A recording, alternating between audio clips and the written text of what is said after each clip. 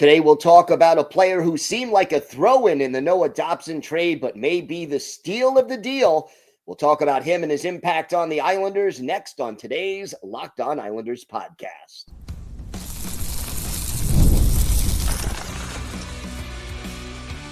Your Locked On Islanders, your daily podcast on the New York Islanders. Part of the Locked On Podcast Network, your team every day. Welcome, everybody, to the Tuesday edition of the Locked On Islanders podcast, part of the Locked On Podcast Network, your team every day. I want to thank everyone who makes Locked On Islanders your first listen every day. Don't forget to subscribe on YouTube or wherever you listen to podcasts so you never miss an episode. Today's episode is brought to you by FanDuel. Download the FanDuel app now by visiting FanDuel.com and win $300 in bonus bets if your first $5 bet wins. I'm Gil Martin. I've been covering the New York Islanders for almost 2 decades, and I wrote the book Ice Wars on the history of the Islanders' rivalry with the Rangers from 1972 to the modern era. So glad you could join us today to talk a little Islanders hockey, and we have got a lot to discuss. We got to start with Emil Heineman, who is looking like the steal of the Noah Dobson trade. We'll talk about the backup goaltending situation long-term, not just short-term. We'll have the latest injury news, and we will preview tonight's game against the Boston Bruins as the Islanders look to extend their point streak. We'll start with the good news. Emil Heineman, who a lot of people viewed as a throw-in in the Noah Dobson trade that Matthew Darche made before the draft this past offseason. And quite honestly, right now, Heineman has been a revelation. In 8 games, and yes, I know this is a very small sample size, but in 8 games, the second-year pro out of former Montreal Canadiens has 5 goals, 6 points, 6 penalty minutes, and oh yeah, he's a +6 on a team that has not always been great 5-on-5. Now, one of his goals came on the power play. He has blocked 3 shots, and in 8 games, he has recorded 35 hits. And much to the surprise of almost everybody, he's been getting top 6 minutes. Now, whether you believe that the Bo Horvat line is the top line or the Matthew Barzal line is the top line, I don't think it matters. But Horvat, Drouin, and Heineman, whether you think they're the first line or the second line, I'd say they are the top line. They have been pretty darn productive as a trio. Now, again, Patrick Roy loves to mix and match, always looking for an edge, never really keeping line combinations together for too long. But right now, while I was admittedly skeptical that Heineman belonged in the top 6, so far so good. And everydayers may remember that when the trade was made, I did a crossover with Laura Saba of Locked On Canadiens and spoke to a number of different people about Heineman, and the verdict from all the people who either covered the Canadiens or were Canadiens fans who commented on our YouTube page was, you're going to love Emil Heineman. Islander fans are just going to love this guy. And I have to say, yeah, we're 1/10 of the way into the season so far. But I do really find Heineman to be a great addition. Now, let's be honest. He has 5 shots on goal, 5 goals rather, in 13 shots on goal. That's a 38.5% shooting percentage. He is not going to keep that up. If he could keep up half of that, I'd be amazed. Now, half of that may not be outrageous. Last year, in 62 games with the Canadiens, and remember, he got into a car accident that really had a negative impact on his play. but his shooting percentage last year was 15.6. So he does have a good shot, a shot that can get results. And yeah, he's on pace for 50 goals right now, give or take one. I'm doing the math quickly in my head. But if he can get you 20, 25, that'd be a career high for Heineman. And B, it would be something that adds a little juice. And playing with Bo Horvat and Jonathan Drouin, I think adds the possibility that he could be more productive than he has been in the past. He's not going to turn 24 years old until the middle of next month. So he's still young. This is his second full season in the NHL, has only played 74 career NHL games at this point. He adds a physical element, and I just like the way he plays. He's not afraid of anybody. He will go to the net. He has a heavier shot, and he gets the shot away quickly. 2 of his goals were one-timers, and those one-timers were really impressive. I mean, he got them off quickly, managed to beat the goaltender from roughly the same spot, and enjoyed his first career NHL 2-goal game. So, again, do I expect Emil Heineman to be the next great sniper for the New York Islanders? No. But if he can get 20, 25 goals this season and add a physical element to the top 6, which we all know this team needs more physicality, I would be very, very happy with that continued performance. So far, so good. And Heineman will add size. He's 6'2", 204 pounds. The question, perhaps, that some people may be asking in the back of their heads is, could Heineman be the kind of guy who might be able to protect a Matthew Schaefer? And no, I don't think that's his style. I think he's more of a hitter than a fighter in that sense. Would he be afraid to drop the gloves? Probably not. But I don't think that's his game per se. And, right now, just happy watching him develop and play well. So good news so far. Heineman, who a lot of people thought, oh yeah, they're just throwing this 4th line, winger into the deal.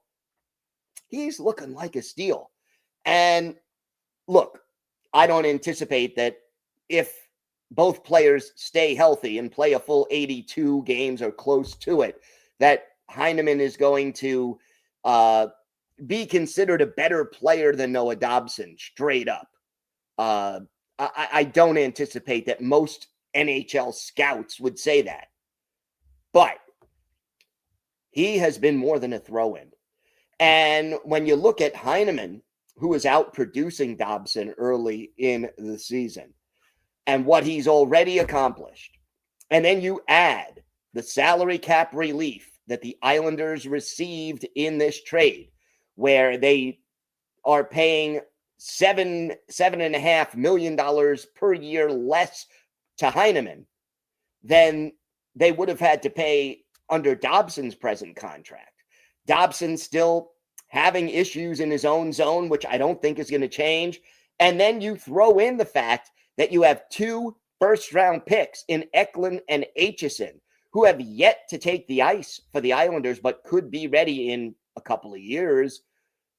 The possibility of the Islanders winning this trade, not just by a little, but by a fairly significant number, it's promising. I'm not going to say we're there yet, but Emil Heineman just off to a really solid start, and it's encouraging, and I am hoping that this kid can keep it up, because when you look at the difference in the New York Islanders, last year, 27th, 28th in the league in goals scored.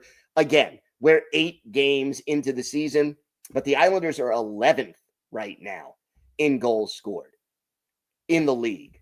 I don't expect them to necessarily keep that pace up, But the reason, or one of the reasons that they've been able to do that is because right now, Emil Heineman and Bo Horvat are tied for the team lead in goals. And you've got the physicality of Heineman, the finishing ability of Horvat and Heineman, the speed and passing ability of Drouin.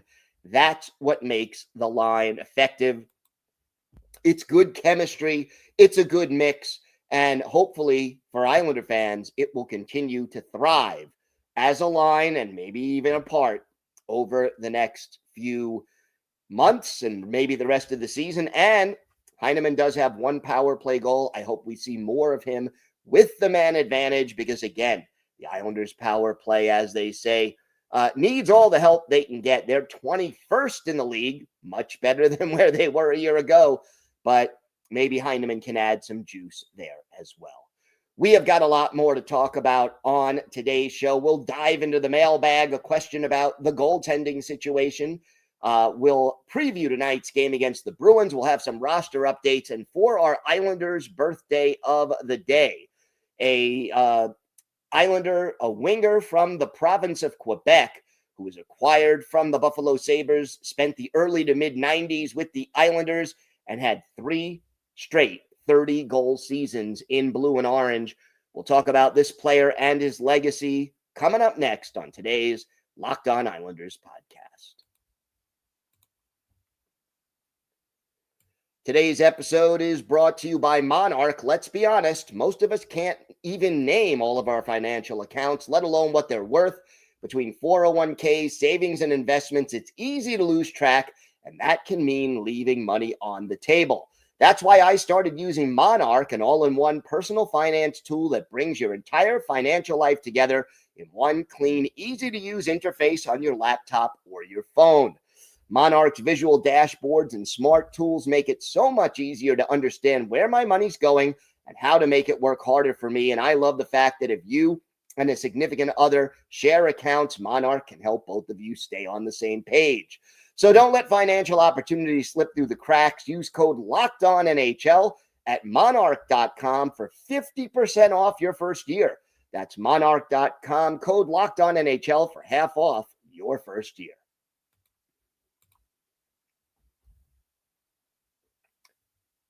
So let's dip into the mailbag, and this one is from Jack on Staten Island. And Jack basically says, Gil, I have a question. I know Varley is still a ways off from returning, if I'm not mistaken. Let's just say it's February or March, and Rittich has done a fantastic job backing up Sorokin, and Varley is ready to come back. What do the Islanders do if that situation arises? I'm not sure if anyone has asked this or not. Either way, thank you. Love your podcast, and let's go Islanders. So, Jack, first of all, thank you so much for the question. It is indeed a good one. And here is, well, I think you answered part of it in your question. What if Rittich continues to play well? And so far, he has looked really, really solid. If Rittich continues to play well, the Islanders would then have 2 options. Number 1, keep Rittich. Either don't bring back Varlamov, stash him in the minors on a rehab assignment. I mean, it all depends on when he comes back. I think the ultimate answer to your question is it's too early to tell, because if Varley gets healthy enough to return, when does that happen? If it happens in the end of, like, around American Thanksgiving, that's a whole different story. If it happens in March, you know, maybe you shut him down for the season. Maybe you carry 3 goalies for a short amount of time and work Varley into a few games. There are so, and it may depend on any other injuries to either Rittich or Sorokin. How many games has Sorokin played? Is he tired? Is he wearing down? There are a lot of things. First, we have to see if Varley comes back. Then we need to see when. Then we need to see how has Rittich done. I think the fact that Rittich is only signed to a 1-year contract right now tells me that the Islanders are not ready to commit to him just yet, that this is viewed more as a short-term situation. Now, if he plays well, let's say he gives you 25 starts, could the Islanders extend him another year? Yeah, I think that's a possibility. Again, depending on Varley. There are rumors out there, rumors only, and I cannot say they have been substantiated, that Varley may be done. And if he is, Rittich could very well be the backup for the rest of this season and maybe even into next if he proves himself. And everydayers may recall, I have mentioned several times with David Rittich what it has been, the pattern over the course of his career in recent years has been good year, bad year, good year, bad year. Last year was a bad year. This year he's due to play well if the pattern continues. And,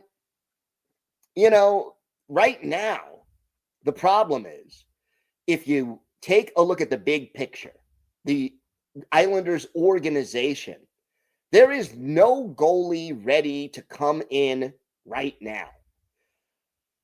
Marcus Hogberg, we know what he is. It is clear that the Islanders organization does not have a lot of confidence in him to be the backup long term. If there are injuries and you need a stopgap, Hogberg can be your guy for 5 games, 3 games, whatever it is. But if you're talking about the whole season, I don't think they have faith in him. If they did, they wouldn't have signed Rittich. So there's nobody else in the minors who's ready to step up and play meaningful NHL minutes.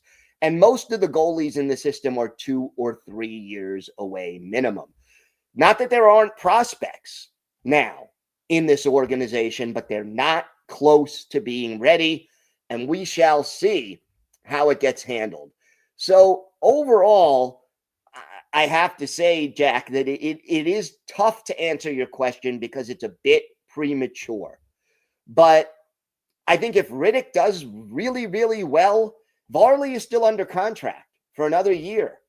And,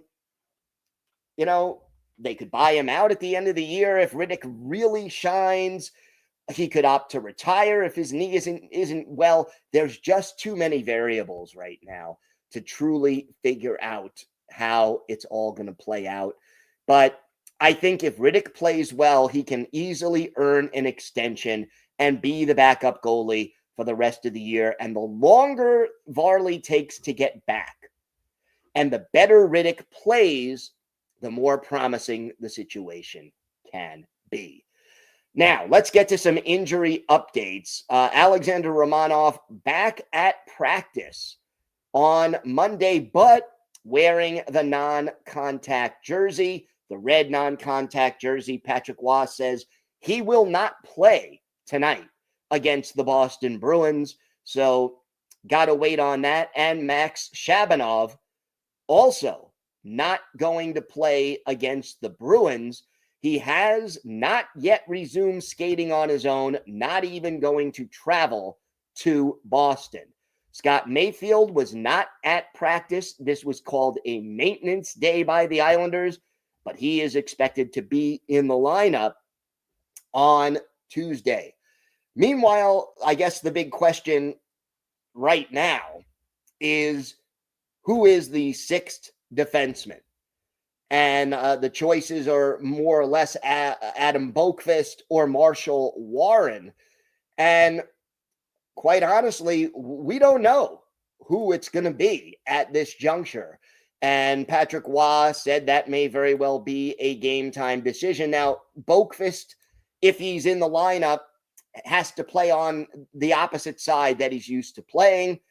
I would think they would go with the hot hand right now, which is Marshall Warren. But again, that is a decision that will be made Tuesday morning, whether it's Warren or Boqvist. I hope, quite honestly, that Warren will get another chance. Nothing against Boqvist. I like Boqvist, but I want to see more from Marshall Warren, and let's see how long the rookie can keep it going. By the way, Ilya Sorokin will be the Islanders' starting goalie against the Bruins. He is 4-3-2 with a 2.73 goals against average and a 9.06 save percentage in his career against the Boston Bruins. So those are the roster updates, injury updates, and the like. And we'll see how much longer Romanov and Shabanov are out of the lineup. But some opportunities for players while these guys are out. We have got more to get to on today's show. We'll preview tonight's game against the Bruins. Plus, we'll have our Islanders' birthday of the day. All that and more next on today's Locked On Islanders podcast. Today's episode is brought to you by FanDuel. The NBA is back, and there's no better place to get in on the action than FanDuel, the official sports betting partner of the NBA. Even if you miss the start of the game or you want to ride the hot hand, FanDuel has live bets on everything from who will score next to fourth quarter comebacks. Plus, you could even combine your live bets into a same-game parlay for a shot at a bigger payout. It keeps every game exciting, especially when your team's making that late push. And Islander fans, you could also use your knowledge of the Islanders on FanDuel, so check out the latest odds there. Right now, FanDuel is giving new customers $300 in bonus bets when your first $5 bet wins. So head to FanDuel.com to sign up and play your game with FanDuel, the official sports betting partner of the NBA. Head to FanDuel.com. Check it out today. Islanders, Bruins. As the Islanders look to extend their 5-game point streak, they are 4-0-1 in their last 5 games, and they are going to be facing a Boston Bruins team that is coming off a back-to-back. They did win Saturday against a tough Colorado Avalanche team, 3-2. And then last night, they're going up against the Ottawa Senators. Now, the important thing about that game is that Jeremy Swayman, who is the starting goalie for the Bruins, he played last night against Ottawa. So, Joonas Korpisalo, who is the backup, is more likely, not guaranteed, but more likely to get the start. And Korpisalo, as Islander fans may recall, is a little hot and cold. This year, he's 1-3 in his 4 starts. He has a 4.03 goals against average and an 8.45 save percentage. And the Bruins, entering last night's game against Ottawa, are 4-6. So they're not off to the best start. And yet there is still some familiar names on this roster, and this is not a team you can take lightly.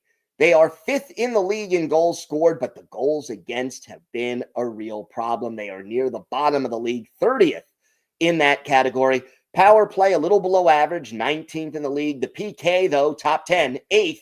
They've killed off 87.2% of their opposing team's power plays. David Pastrnak remains their best player offensively, 13 points in the first 10 games. Pavel Zacha has 9 points. Morgan Geekie, 6 goals, 8 points. And don't forget Charlie McAvoy, 6 assists in the first 10 games. Maybe not the depth that the Bruins have had in the past, but certainly a team that is trying to retool on the fly and is off to a better start maybe than some people thought they would get to. And just ask the Colorado Avalanche, you can't take them lightly. Elias Lindholm centers Geekie and Pastrnak on the top line. Pavel Zacha, Casey Middlestat, and Victor Arvidsson make up the second line. The third line center is Fraser Minton with Tanner Jeannot and Michael Eisman on either side of him. And then from left to right on the fourth line, Marat Kuznudanov, Sean Curley, and Mark Kostalik. On defense, Mason Laurie and Charlie McAvoy are the top pick. Nikita Zadarov and Andrew Peak, the middle pick. and Michael Callahan and Henry Jokiharju are the third pair. And the goalies, as we mentioned, Swayman and Korpisalo, Hampus Lindholm and Jordan Harris right now are out on IR. Not always easy to win on the road, and the Islanders are definitely going to have to be ready to face this team. And right now, the Bruins, although they are last in the league, they're 1-3 on the road and 3-3 at home heading into last night's game. So not an easy situation for the Boston Bruins, for the New York Islanders to face the Boston Bruins, but we will see how they respond. And again, very important that the Islanders play a 60-minute game, which is something they have struggled to do this year. It cost them against Philly. It's cost them numerous times, but they are playing better with the up-tempo game that Patrick Waugh wants to play. And Sorokin needs to be better and more consistent, and the Islanders need to cut down on the high-danger chances in front of him. No question about that. Time now for our Islanders' birthday of the day. And today is the 59th birthday of former Islanders winger Benoit Hogue. Originally drafted in the second round by the Sabres in 1985, came to the island in the Pat LaFontaine trade early in the 91-92 season and put together 3 straight 30-goal seasons with increasing goals each year. 30 in 91-92, 33 in 92-93, 36 in 93-94. During the 94-95 season, he struggled offensively and was dealt to the Maple Leafs, later played also for the Stars, briefly for the Bruins and Coyotes, before hanging up his skates after the 2001-2002 season. Hogue played in 863 career NHL games, 222 goals, 543 points, 877 penalty minutes, including 108 with the Isles in 02-03, and add 17 goals and 33 points in 92 playoff games. His best game as an Islander, well, let's cue up Brass Bonanza as the Islanders host the Hartford Whalers at the Nassau Coliseum, and it's Sean Burke in goal for Hartford, Mark Fitzpatrick, the goalie for the Islanders. And late in the first period, the Islanders, Claude Loisel called for interference, but Benoit Hogue, he gets a shorthanded goal. Pat Flatley with the only assist. That puts the Islanders up 1-0. In the second period, though, Jeff Sanderson scores twice for the Whalers, but then Pierre Turgeon ties it late in the second, and we're all even at 2-2 as we head into the third and final period. But that's where Benoit Hogue takes over. He scores his second goal of the game midway through the period. Ray Ferraro with the assist, and then an unassisted goal less than a minute and a half later. That's the hat trick, the only hat trick he had as an Islander. Islanders go on to win this game 4-2 for our Islanders' birthday of the day, Benoit Hogue. He had 3 goals. He was a +2. One of the goals was shorthanded. One of them was the game winner, and he led the Islanders with 6 shots. Great defensive game for the Islanders. This one, only 16 shots on Mark Fitzpatrick. He stopped 14 of them, but Benoit Hogue, a consistent scoring winger and a fan favorite. He is our Islanders' birthday of the day. Thank you for making Locked On Islanders your first listen today. For your second listen, check out the all-new Locked On NHL Game Night. Every game, every night until a Stanley Cup champion is crowned. Get local analysis on a national scale. Find NHL Game Night on Locked On NHL, both on YouTube or wherever you listen to podcasts. It's all part of the Locked On Podcast Network, your team every day. If you have a question, a comment, maybe a topic you'd like us to discuss on a future episode, send us an email to lockedonislanders@gmail.com. And if you leave your first name and where you're from, just like Jack from Staten Island did, we're happy to mention you on the show when we discuss whatever's on your mind. You could follow the show on X at Locked On Isles. You could follow me, Gil Martin, on X at Ice Wars, NYR vs NYI. We'll keep you up to date on all things Islanders all year long, and I am live tweeting during nearly every Islanders home and road game. So join me for a little instant insight and analysis. And it's great to talk Islanders hockey with you, game time or anytime. Everydayers, we are back tomorrow. We will have our key takeaways, our hero and go to the game from tonight's game against the Bruins, plus our weekly farm and prospects report. So make sure you join us for that. And hopefully we'll have an injury update on Cole Yzerman, who we still do not have any new news about. Until then, have a great day, everybody. Stay safe. And of course, let's go Islanders.